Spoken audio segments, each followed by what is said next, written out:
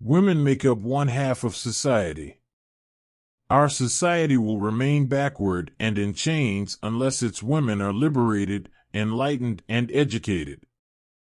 The West needs someone to tell the man who walks around with the biggest stick in the world that that stick can bring down God's house. Whoever tries to climb over our fence, we will try to climb over his house. I just didn't believe Bush. In short, we want an independent, liberated, and socialist Iraq. Furthermore, we want Iraq to play a vanguard role in the area, particularly in the Arab homeland. We want Iraq to play a pioneering role in consolidating the anti-imperialist line of policy on the international level.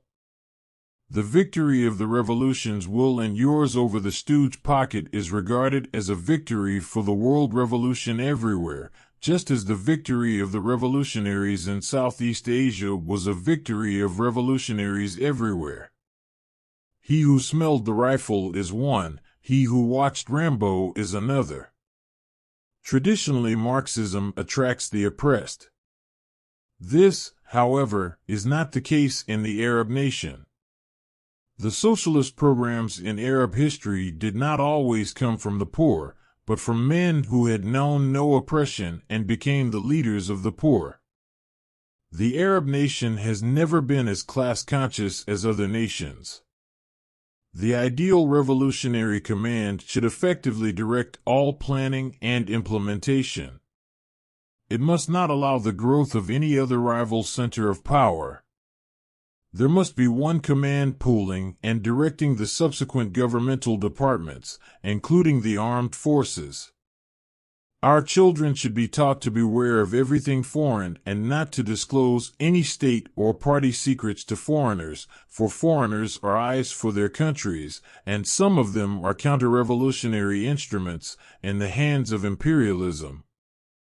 The most important thing about marriage is that the man must not let the woman feel downtrodden simply because she is a woman and he is a man. I call on you not to hate, because hate does not leave space for a person to be fair, and it makes you blind and closes all doors of thinking. You Americans, you treat the third world in the way an Iraqi peasant treats his new bride. 3 days of honeymoon, and then it's off to the fields. The ruling family in Kuwait is good at blackmail, exploitation, and destruction of their opponents. They had perpetuated a grave U.S. conspiracy against us, stabbing Iraq in the back with a poisoned dagger. Radio Baghdad, July 1990, quoted in Saddam Hussein, A Political Biography, 2002, by Ephraim Karsh and Inari Rotzi. The great duel, the mother of all battles, has begun. The dawn of victory nears as this great showdown begins. Broadcast on Baghdad State Radio, January 17, 1991.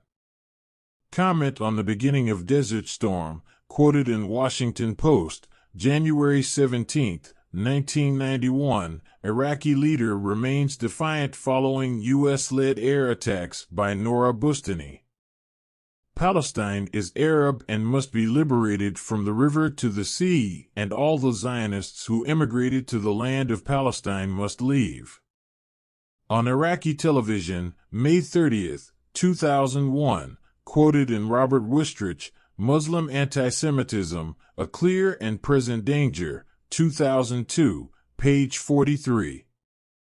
I bear witness that there is no deity but Allah, and I bear witness that Muhammad is the messenger of Allah.